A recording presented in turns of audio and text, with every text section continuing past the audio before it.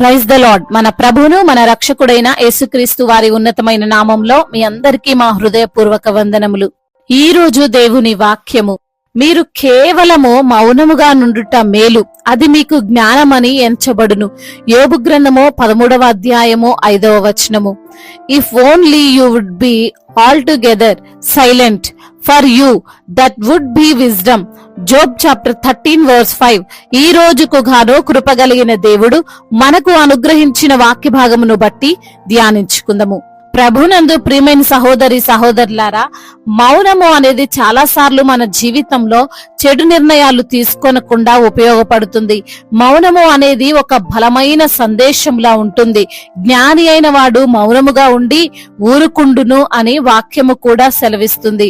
మౌనంగా ఉండకుండా అనేక మంది సమస్యల్లో పడ్డవారిని మనం చూడవచ్చు.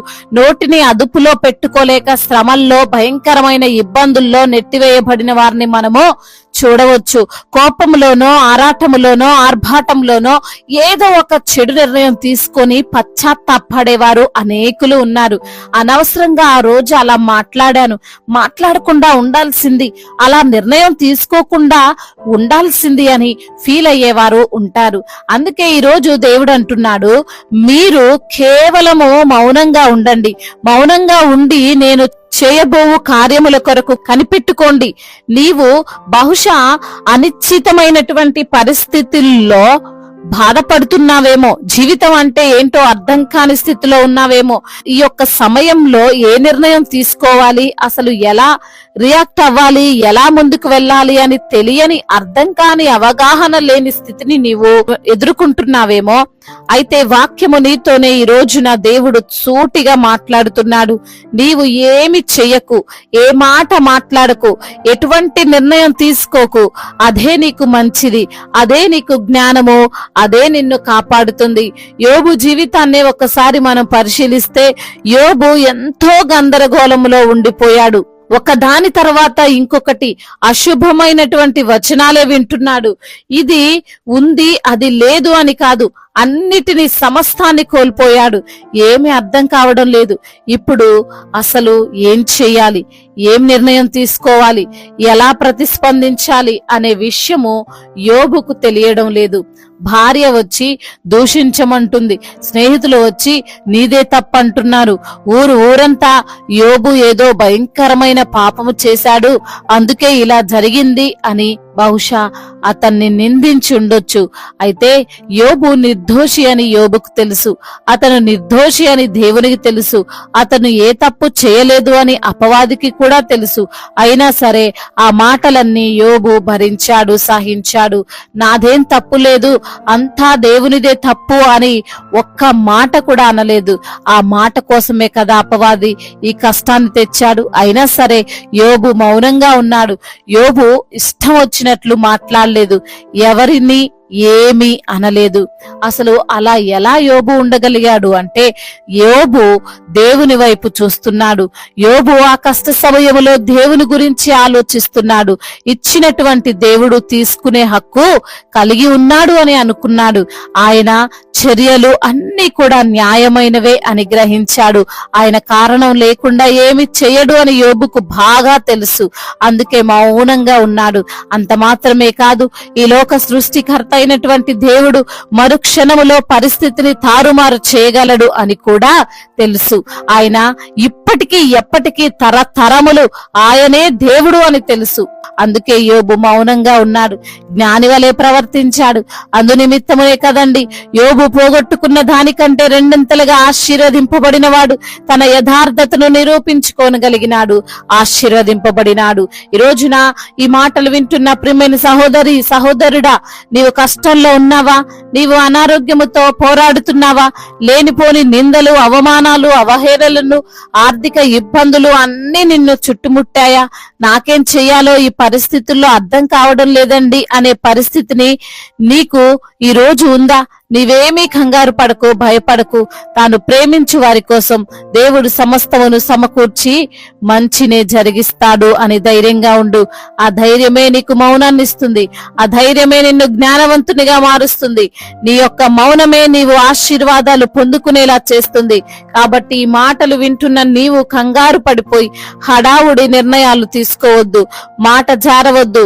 దేవుడు ఏది చేసినా నీ మంచి కోసమే. ఆయన ఏది చేసినా దానిలో తప్పకుండా అర్థం ఉంటుంది. నీకు అది తెలియనంత మాత్రాన దేవుని పైన నింద వేయకు, మనుష్యులను దూషించకు, కుటుంబాన్ని బాధ పెట్టకు. మౌనముతో నీ యొక్క సమస్యను పరిష్కరించుకో. దేవుడు నీకు సహాయము చేసి తీరుతాడు. దేవుడి మాటలను దీవించి మన హృదయములో ఫలింపచేయునుగాక. వాక్య భాగమును బట్టి ప్రార్థించుకుందాము. ప్రతి ఒక్కరు కూడా ప్రార్థనలో ఏకీభవించగలరు. ప్రార్థన. మహాశక్తి సంపన్నుడా, మహోన్నతుడా, కృపా కనికరములు కలిగిన దేవా, జీవాధిపతి, మీకు స్తోత్రాలు చెల్లిస్తున్నాం తండ్రి. ఈ రోజు నా లేఖనము ద్వారా మీరు మాతో మాట్లాడారు, మమ్మల్ని ఎంతగానో బలపరిచారు, ధైర్యపరిచారు, ఆదరించారు ప్రభువా.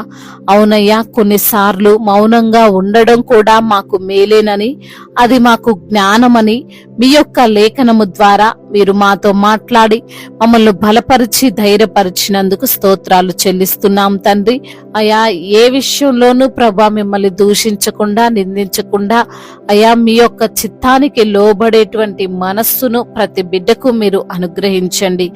యోబు ఏ విధంగా అయితే మీ యొక్క మాటకు లోబడ్డాడో అయా మరి తండ్రి, ఆ విధంగా ప్రతి ఒక్క బిడ్డ కూడా అయా మీ యొక్క చిత్తానికి లోబడి రెండంతల ఆశీర్వాదములు పొందుకోవడానికి మీ యొక్క కృపను దయచేయమని వేడుకుంటున్నాం తండ్రి. అదే విధంగా ఈ రోజున వాక్యమును విని ప్రార్థనలో ఏకీభవిస్తున్న ప్రతి బిడ్డను మీరు పేరు పేరున ఆశీర్వదించండి. వారికి ఉన్న ఇరుకులు, ఇబ్బందులు అన్నిటి నుంచి కూడా విడుదల దయచేయండి. అనారోగ్యముతో బాధపడుతున్న ప్రతి బిడ్డను మీరు తాకండి. సంపూర్ణ ఆరోగ్యమును, శక్తిని, బలాన్ని వారికి మీరు అనుగ్రహించండి. అదే విధంగా అప్పుల భారాలతో కృంగిపోతూ, నలిగిపోతూ, ఆత్మహత్య చేసుకోవాలన్న తలంపుతో ఎందరైతే బిడ్డలు ఉంటున్నారో ఆ తలంపును యేసు నామములో కొట్టివేయండి. అప్పులు తీర్చుకునే సామర్థ్యాన్ని వారికి మీరు అనుగ్రహించమని వేడుకుంటున్నాం. ఎంత అప్పైనప్పటికీ యేసు నామములో దాన్ని కొట్టివేయమని వేడుకుంటున్నాం తండ్రి. అయా మరి తండ్రి, అదే విధంగా కుటుంబంలో కలహాలు, భార్యాభర్తల మధ్య విభేదాలు, అన్నదమ్ముల మధ్య ఆస్తి తగాదాలు, వాటన్నిటి నుంచి కూడా విడుదలను దయచేయమని వేడుకుంటున్నాం తండ్రి. ఎందరైతే బిడ్డలు ఈ రోజున కూలి పని చేసుకుంటున్నారో వారి యొక్క చేతుల కష్టార్జితాన్ని ఆశీర్వదించండి. వ్యవసాయం చేస్తున్న వారిని మీరు దీవించండి. తగిన ప్రతిఫలమును వారికి మీరు దయచేయండి. బిజినెస్ చేస్తున్న వారిని దీవించండి. అయా, ఎటువంటి మరి ప్రభా నష్టాలు వారికి కలగకుండా మీ యొక్క సహాయము వారికి అనుగ్రహించమని వేడుకుంటున్నాం తండ్రి. చిన్న బిడ్డలను కాచి కాపాడండి అయ్యా. యవన బిడ్డలందరికీ మీరు తోడుగా ఉండండి. యవన వయసులో తండ్రి అయా మీకు లోబడి మీ యందు భయభక్తులు కలిగినటువంటి జీవితాన్ని వారికి మీరు ప్రసాదించమని బ్రతిమిలాడుకుంటున్నాం తండ్రి. వివాహాల విషయంలో ప్రభా మీ చిత్తానికి లోబడే మనసును వారికి దయచేయండి.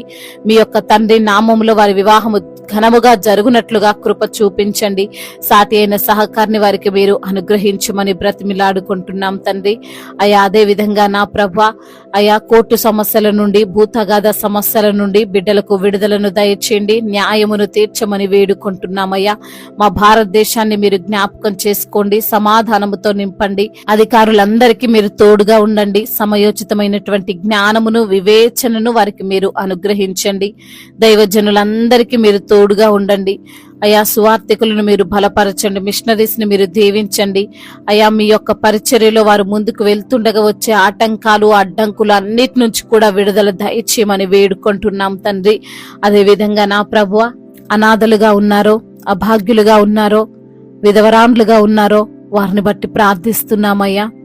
అనాథలను ఆదరించు వాడవు, విధవరాల పక్షముగా వాద్యమాడే దేవుడవు అయా. తల్లివై తండ్రివై వారిని బలపరిచే దేవుడు ప్రభా, మీరే ప్రతి ఒక్క బిడ్డకు తోడుగా ఉండమని వేడుకుంటున్నాం. వృద్ధులను మీరు బలపరచండి. శారీరక బలాన్ని, ఆధ్యాత్మికమైనటువంటి బలాన్ని వారికి మీరు అనుగ్రహించమని వేడుకుంటున్నాం తండ్రి. అదే విధంగా సంతానము లేక బాధపడుతున్నటువంటి ప్రతి బిడ్డకు సంతానాన్ని దయచేయండి. ఎగ్జామ్స్ రాస్తున్న బిడ్డలను జ్ఞాపకం చేసుకోండి అయ్యా. మరి ప్రమోషన్ విషయంలో సహాయము చేయండి, ట్రాన్స్ఫర్ విషయంలో సహాయము చేయండి. ప్రయాణాల్లో ఉన్న ప్రతి బిడ్డకు మీరు తోడై ఉండండి అయ్యా. రక్షణ లేక ఉన్నటువంటి ప్రతి బిడ్డకు రక్షణను దయచేయండి, మారు మనసును వారికి అనుగ్రహించండి, మీకు లోబడే జీవించేటువంటి జీవితాన్ని దయచేయమని వేడుకుంటున్నాం తండ్రి. ఇతర దేశాల్లో ఉంటున్న ప్రతి బిడ్డను మీరు బలపరచండి, వారు చేస్తున్న కష్టార్జితాన్ని మీరు దీవించండి. విరిగిన మనస్సుతో నలిగిన హృదయముతో ఎందరైతే బిడ్డలు మీ సన్నిధిన చేరి మొరపెడుతున్నారో ప్రతి మొరను మీరు ఆలకించి వారికి సమాధానమును అనుగ్రహించమని బ్రతిమిలాడుకుంటూ యేసుక్రీస్తు వారి ఉన్నతమైన నామంలో ఈ ప్రార్థనను అడిగి వేడుకొని పొందుకొని ఉన్నాము మా ప్రియ పరలోకపు తండ్రి, ఆమేన్. ఈ రోజు పెళ్లి రోజు మరియు పుట్టినరోజు జరుపుకున్న వారందరినీ దేవుడు దీవించి సకల మేలులతో, ఆశీర్వాదములతో, కృపాక్షేమములతో, శాంతి సమాధానముతో, మెండైన దీవెనలతో దేవుడు మిమ్మల్ని నింపునుగాక. మీ యొక్క ప్రార్థన అవసరతలను మాకు తెలియజేయగలరు, మీ కొరకు మేము తప్పక ప్రార్థిస్తాం. మొదటిసారిగా మన యొక్క ఆదరణ వాక్యం చూస్తున్నట్లయితే తప్పకుండా సబ్స్క్రైబ్ చేసుకోగలరు. ఈ వాక్యం మీకు ఆశీర్వాదకరంగా ఉండినట్లయితే అనేకులకు కూడా ఈ వాక్యాన్ని పంపి వీరు కూడా దేవుని యొక్క రాజ్య సువార్తలో పాలిభాగస్తులు కావాలని దేవుని పేరిట మనవి చేసుకుంటున్నాను. May God bless you all. దేవుడు మిమ్మల్ని దీవించి బలపరిచి స్థిరపరచునుగాక.